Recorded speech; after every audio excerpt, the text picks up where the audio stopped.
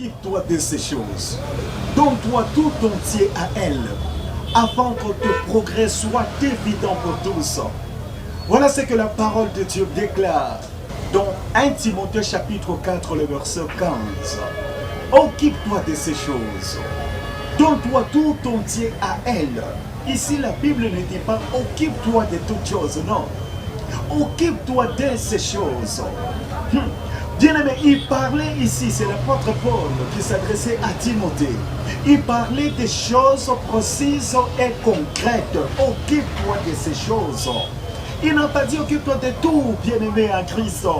Vous savez, c'est vraiment paradoxal de voir quelqu'un qui a cru au Seigneur Jésus-Christ et qui s'est fait disciple de Moïse. C'est vraiment compliqué de voir quelqu'un qui a reçu Jésus, bien-aimé comme Seigneur et Sauveur personnel de sa vie, et qui est rempli du Saint-Esprit, mais qui est tout entier, bien-aimé en Christ, dans Abraham.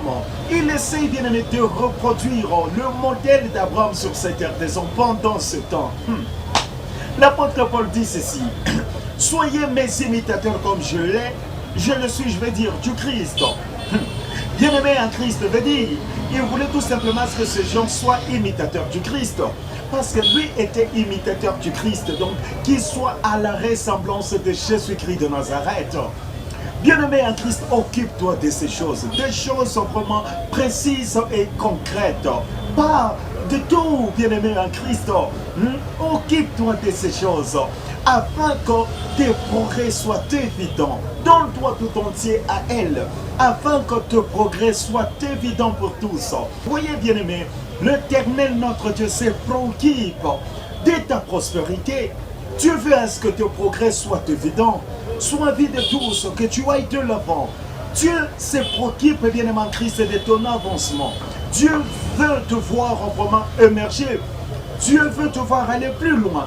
Dieu veut te voir prendre de l'ascendance sur toutes choses. Ici, Paul ne dit pas médite sur toutes choses. Non. Il a dit médite vraiment sur ces choses. Occupe-toi de ces choses, bien-aimé. De cette façon, tes progrès vont être évidents pour tous. Les gens peuvent ne pas aimer, mais ils te verront monter. Ils te verront prendre de l'ampleur. Ils peuvent s'opposer. Ils peuvent faire tout pour te mettre, pour te bloquer, te mettre par terre. C'est peine perdue, parce qu'ils te verront. Ils te verront en train de monter. La Bible dit qu'ils verront celui qui sont percés, bien-aimés en Christ.